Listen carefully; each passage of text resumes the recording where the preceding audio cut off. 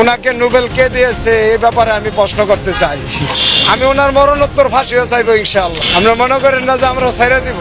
আমি এনসিপির ওখানে যাব, আমরা কোনো রাজনৈতিক কারণে যাব না, আমরা ভোটের জন্য যাব না, আমরা আমাদের অবদানের জন্য যাব। পদত্যাগ করলেও আমাদের কিছু না, না করলেও কিছু না, কেননা উনি এমন একটা উপদেশটা আমাদের হয়েছে যে উনাকে যদি আমরা উপদেশ দিই তাহলে আমাদের ইজ্জতের ব্যাপার, বুঝছেন। উনি দেখেন 10 মাসে কি করছে, ওনার কয়টা মামলা খালাস নিচ্ছে। ওনার 7টি মামলা ছিল, 666 কোটি টাকা শ্রমিকের অর্থ আত্মসাৎ একটা মামলা। এই মামলাটা উনি সুন্দরভাবে খালাস নিছেন। ওনার সব খালাস, এখন উনি অবসর নেবেন। উপদেষ্টা পদত্যাগ করে আল্লাহর হস্তে যাবো গা কই, ফ্রান্সের রাজধানী প্যারিসে। উনি কি 10 মাস নিজের টেয়া ব্যয় করে খাইছে? এই 10 মাস যদি উনি এই উপদেষ্টা না হয়তো উনি কি ব্যয় করে খাইতো না? উনি একজন শিল্পপতি, রাষ্ট্রীয় কোনো সুবিধা ছাড়ছে?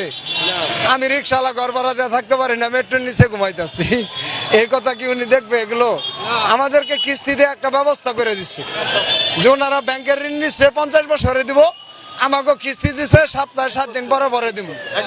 আমি যদি মরে যাই আমার লাশ ডাইকা যাই ওকে কিস্তি দিন লাগবো, আর ওরা যদি ব্যাংক ঋণ নিয়ে মরে যায় তাহলে ওর পোলারা সুবিধা বুঝা দিব।